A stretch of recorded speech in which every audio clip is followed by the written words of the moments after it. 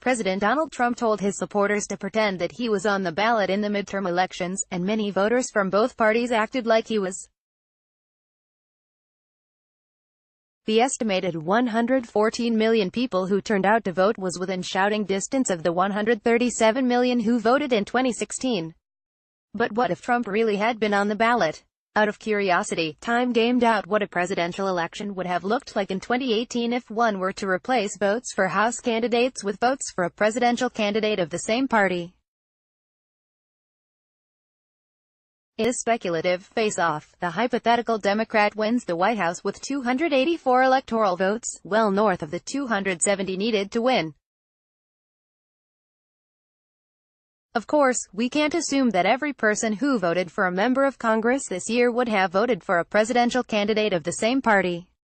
But many would have, given that split-ticket voting has declined steadily in the past several cycles.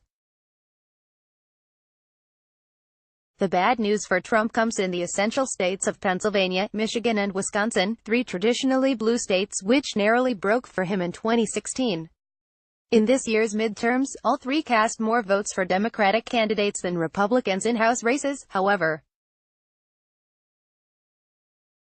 He'd also face the prospect of losing Iowa from his 2016 map.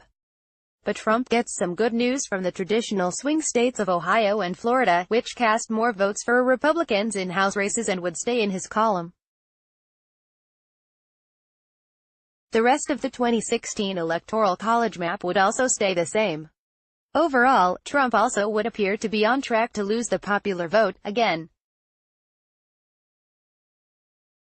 The nationwide tally from the midterm elections heavily favored Democrats, whose House candidates in 2018 received nearly 6 million more votes than their Republican counterparts, more than twice the 2.8 million margin that Hillary Clinton claimed over Trump in the popular vote in 2016.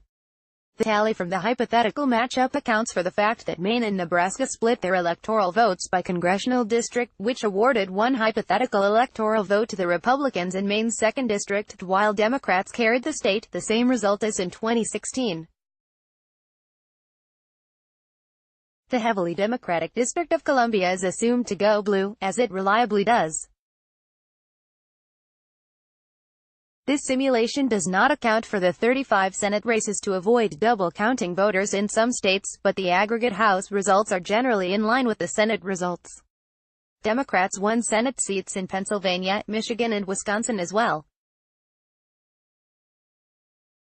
With midterms over, the attention of election forecasters now turns directly to 2020, when President Trump will presumably run for re-election against a Democrat who will not be selected for about a year and a half.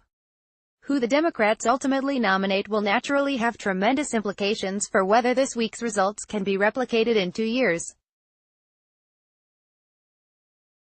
But given that the popular vote does not translate to an electoral college victory, the results should offer some good news for those hoping that Donald Trump is one-term president.